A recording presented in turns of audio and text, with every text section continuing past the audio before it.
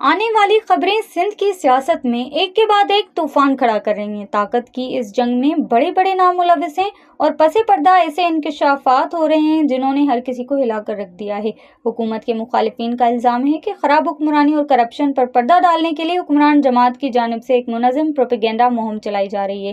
اس وقت بلاول بھٹو کھل کر وزیر اعلیٰ کے حق میں کھڑے ہیں، لیکن دوسری جانب ایک طاقتور سینئر وزیر وزارت اعلیٰ کے لیے کمر کس چکے ہیں۔ ان کی بڑی شخصیات کے ساتھ ہونے والی خفیہ ملاقاتیں واضح کرتی ہیں کہ یہ کھیل ابھی ختم نہیں ہوا۔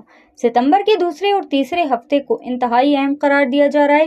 خبریں ہیں کہ وزارت اعلیٰ کے لیے دو سینئر وزراء کے درمیان رساکشی شروع ہو چکی ہے۔ دونوں نے سندھ سے لے کر پنڈی تک لابنگ تیز کر دی، مگر اصل طاقت اب بھی ایک ایسے شخص کے پاس ہے جس کا سسٹم فرنٹ مینوں کے ذریعے چل رہا ہے۔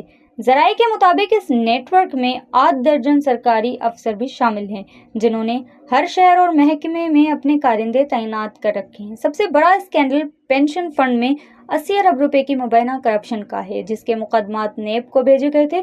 ان معاملات میں ملوث افسران کو وزارت خزانہ سے ہٹا تو دیا گیا تھا، لیکن آج تک ان پر کوئی بڑی کارروائی سامنے نہیں آئی۔ دوسری طرف سندھ میں کئی اہم فرنٹ مینوں کو حراست میں لے کر پوچھ گچھ کی گئی، مگر انہیں بھی چند ہی دنوں بعد چھوڑ دیا گیا۔ ایک بڑا انکشاف یہ بھی سامنے آیا کہ ایک فرنٹ مین کو ایک صوبائی وزیر کے ساتھ دبئی جانے سے ایئرپورٹ پر روک لیا گیا، لیکن وزیر کو جانے دیا گیا۔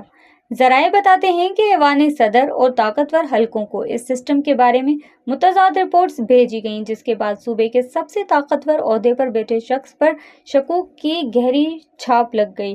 اب ان کی تبدیلی کی خبریں روز پکڑتی جا رہی ہیں۔ وہ اس وقت ہر طرف سے دباؤ میں ہیں۔ دیگر نظاموں کی شخصیات بھی ان سے ناخوش ہیں۔ کہا جا رہا ہے کہ جیسے ہی سیلاب کی صورتحال پر قابو پایا جائے گا، ان کے مستقبل کا فیصلہ ہوگا۔ سندھ کی سیاست میں جاری یہ پاور گیم ہر گزرتے لمحے کے ساتھ مزید خطرناک اور سنسنی خیز ہوتی جا رہی ہے۔